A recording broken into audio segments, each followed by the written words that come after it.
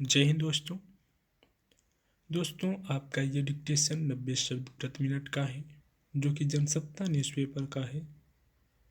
तो दोस्तों इस डिक्टेशन को आप लिखिए और कमेंट करके बताइए कि आपकी कितनी गलती हो रही है।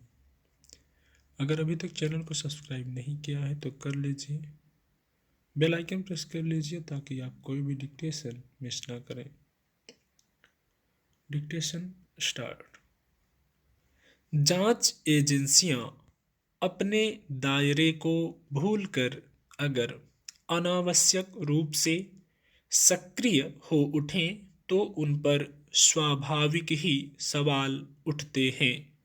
प्रवर्तन निदेशालय की सक्रियता को लेकर भी काफी समय से सवाल उठ रहे थे कि वह अपने अधिकार क्षेत्र से बाहर जाकर काम कर रहा है।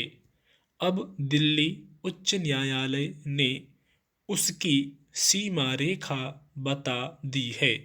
अदालत ने कहा है कि प्रवर्तन निदेशालय को केवल धन शोधन संबंधी मामलों में कार्रवाई का अधिकार है। वह अनुमान के आधार पर कोई मामला तय नहीं कर सकता। अगर किसी मामले में अनुमान के आधार पर कार्रवाई की गई है तो उस पर संबंधित अधिकारियों को कानून के तहत सुनवाई करनी होगी। दिल्ली उच्च न्यायालय ने यह आदेश जिन याचिकाओं की सुनवाई करते हुए दिया है उनमें धन शोधन को लेकर कोई तथ्य प्रकट नहीं था। यहाँ तक कि सीबीआई ने भी ऐसा तथ्य उजागर नहीं किया था।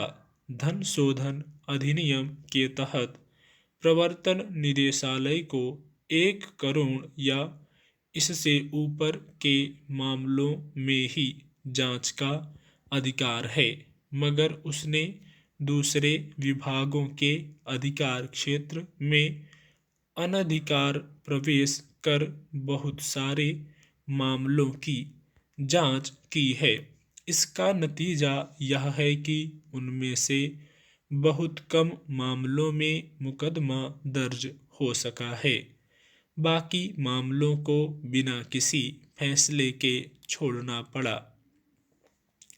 दिल्ली उच्च न्यायालय के इस आदेश से बहुत सारे लोग इसलिए संतोष अनुभव कर रहे हैं कि पिछले कुछ सालों में प्रवर्तन निदेशालय ने अनेक ऐसी जगहों पर छापे मारे जहां उसे जाने की जरूरत नहीं थी। कई जगहों पर उसने आय से अधिक संपत्ति के मामलों में भी दखल दी, सिर्फ इस अनुमान के आधार पर कि वहां धन शोधन से जुड़ा मामला हो सकता है। दिल्ली उच्च न्यायालय ने इस मामले में स्पष्ट कर दिया है कि अगर दूसरी जांच एजेंसियों को कोई ऐसा मामला हाथ लगता है तो वे उसे सौंप सकती हैं। इसी तरह अगर प्रवर्तन निदेशालय को कोई ऐसा तथ्य हाथ लगता है जो दूसरी एजेंसियों के अधिकार क्षेत्र में आता है तो वह उन्हें सौंप देगा, ना कि खुद उन पर कोई फैसला करेगा।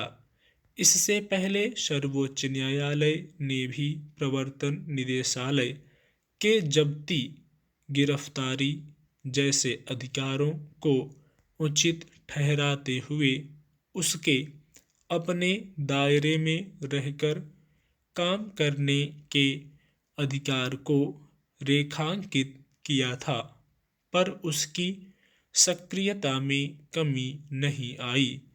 इसलिए दावा करना मुश्किल है कि दिल्ली उच्च न्यायालय के आदेश से वह कितना सबक लेगा। दरअसल पिछले कुछ सालों में जिस तरह सीबीआई, प्रवर्तन निदेशालय और आयकर विभाग ने लक्ष्य करके कई लोगों पर छापे डाले, उससे यह कहा जाने लगा था कि ये एजेंसियां सरकार के इशारे पर काम कर रही हैं। इस तरह वे अपने दायरे से बाहर जाकर भी काम कर रही हैं। उनका मकसद मामले की जांच करने से अधिक लोगों को परेशान करने का है। स्टॉप।